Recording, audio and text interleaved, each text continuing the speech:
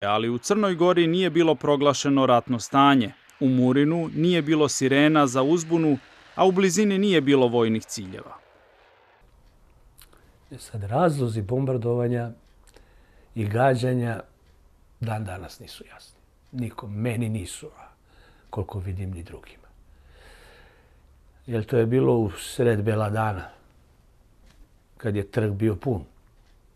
Avioni su tu nadletali svaki dan. To je bilo maltene idu prema na Kosovo dole, šta sad.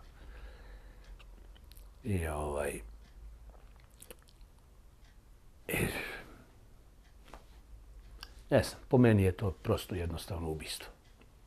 Najobičnije ubistvo. Tu ne možemo, pričamo ni o vojsci, ni o strategiji. Nisam ja vojni strateg, naravno, ali sam. Ali tu se, po meni je to klasično ubistvo.